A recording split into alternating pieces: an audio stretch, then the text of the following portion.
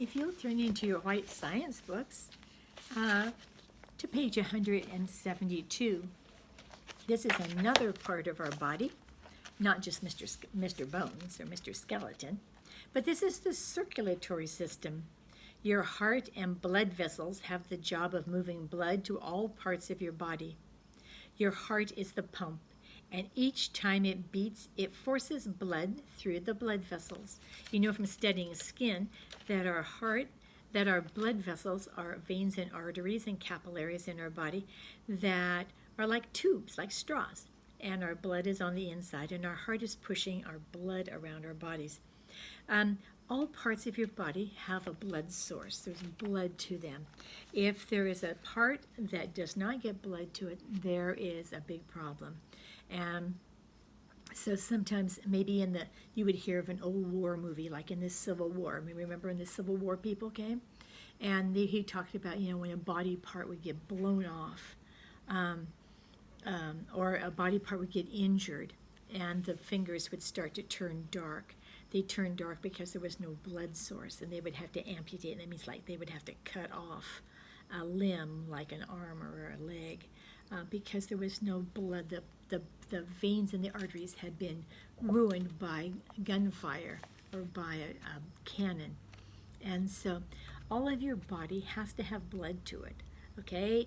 And your body is quick, like sometimes when you cut off a source, like maybe your hand goes to sleep, maybe you've had that experience, and it doesn't take long when you move your hand, it starts to tingle. Yeah, it's like your blood has been kind of restricted, and your nerves are saying, hey, there's a little problem here. We got to get this hand moving. And so, and of course, then when the blood starts to flow freely through those veins, it tickles your hand. Sometimes it almost hurt tickles. And so your blood runs around your body in blood vessels. There are tubes that go all parts of your body. They take the blood to where it can be used by your body. The blood carries oxygen and nutrients that your body needs to live. Your heart is powerful muscle. God made it to beat all the time. The only rest your heart gets is between beats. Your heart muscle is about the size of your fist. As you grow, guess what? Your heart does too.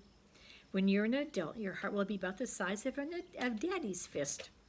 A trip to the doctor helps you stay healthy. A doctor will listen to your heart. He will listen for a lub-dub, lub-dub, lub-dub. That's the sound a heart makes when it beats. A doctor will also want to know your heart rate.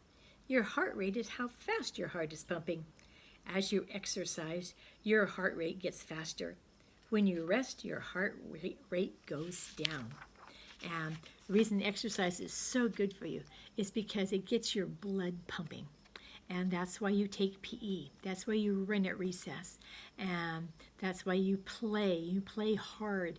It gets your body going, gets your blood moving around through your blood vessels. It cleans them up and gives you energy. It gives you lots of oxygen in your head so you can think when you come back into the classroom after a recess break.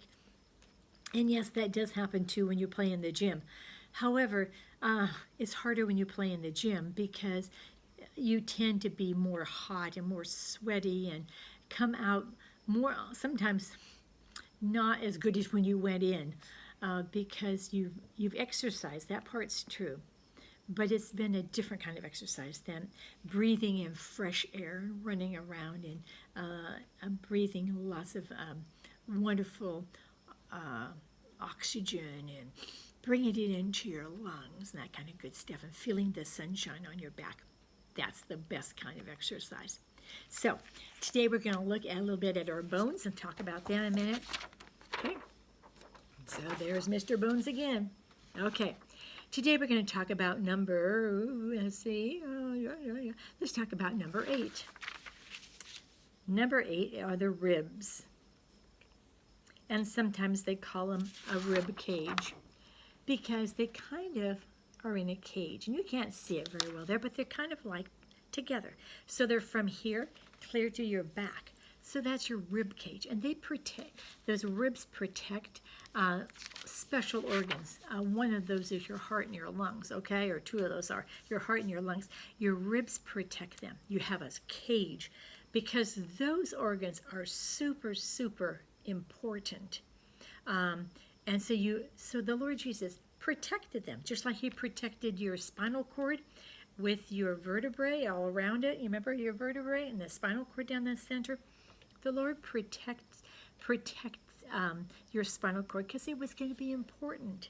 And so he protects your heart and your legs because they're important parts. You can get along without living with an arm or a leg, but you can't get along without living without a heart. You have to have your heart. And so the Lord Jesus put that there to protect you. In the ribs, they're interesting because the ribs that are attached to the sternum, that's your breastbone right here in the front, they have a little bit of cartilage. In other words, it's a little bit of, like your nose, right up in here in your nose. It's not a bone. It's kind of I guess right there. It's kind of a cartilage, like tough, but not bone. So it doesn't so if you break your nose, you've broken it up in this area. You haven't broken it here. This is just kind of more of a bendy area. And so the reason the Lord put your ribs with that little cartilage is that it can give you your ribs the ability to expand and contract, because when you breathe in, your ribs spread, and when you breathe out, your ribs go together. You breathe in, your ribs spread.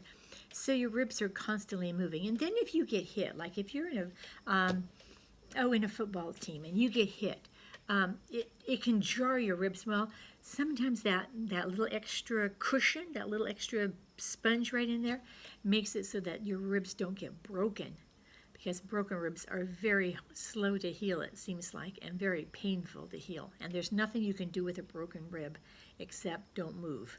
And it takes a long time of not moving in order for a rib to heal. You have two ribs, I think there are two at the bottom, and they're called your floating ribs. Isn't that a funny thing? They don't really float around your body, but that means that they're hooked on the back to your your vertebrae, but they're not hooked in the front. So you have 24 ribs. So you have 12 pairs. Everyone's got the same, whether you're a girl, whether you're a boy. You have 12 pairs of ribs, and they form your rib cage. So number 8 is ribs. Moving down to number 9, now we're talking about not your femur from here to here, but we're talking about not your femur, your humerus from here to here, sorry. But we're talking about the bone from here to here, okay? And there are 2 of them, they're thin. One is the radius, and it's number 9. The radius is hooked to your thumb. So as you lay if your hand, I can't show you, but if your hand is down, it's the one that's on the top, okay? So your radius is hooked to your thumb, so it's number 9. And of the 2 bones, it's the fatter of the bone. Okay. So your radius is hooked to your hand bones, and there's lots of bones in the hand. We're not going to memorize them all, because, oh dear, we'd be here, I don't know, until you're in 4th or 5th grade, okay? So, but your radius is this bone right here. And you can kind of feel your radius. It whittles back and forth. And then underneath, for number 10, it's called the ulna, U-L-N-A. Let me show you that. Okay, can you see that? Okay, so there's the radius, and there's the ulna. And the ulna is pointing to this bone, and the radius is pointing to that bone. The ulna is the thinner of the bone. So usually when a child breaks their arm, it's usually one of those bones that they're breaking. It's not usually up in their humerus. This bone is very big and very strong. But lots of times it's the smaller bones that get snapped or get broken in this area right here. And of course, fortunately, the Lord Jesus has made it so that your bones can heal. And so you go to a doctor and you wear a cast for a while lots of times. And, before long, your broken bone is all hooked together and you're good as new. How about that? So today we've learned about the rib cage. We've learned about the radius, that's the outside bone. And we've learned about the ulna. And the ulna and the radius give strength to the bottom half of your arm, okay? And remember, your muscles are attached to them. And then your ribs give a lot of strength to your torso, to your body part, not to your limbs, but just to your main body part. And it protects you. In my life, there was a story about my father's cousin who was sitting on her dad's lap in a car, and I think she was kind of a rascal cousin, and she had kind of a temper tantrum, and she was mad because Daddy wasn't going to let her go into the store, and she pushed hard and she broke Daddy's ribs, but Daddy didn't know it. And one of the ribs went and punctured his lungs, and Daddy died and left that little girl.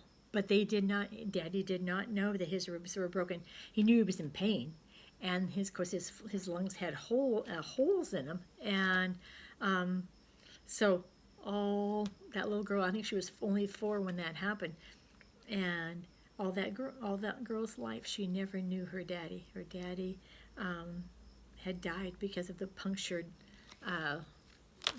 lungs, which is really a sad story.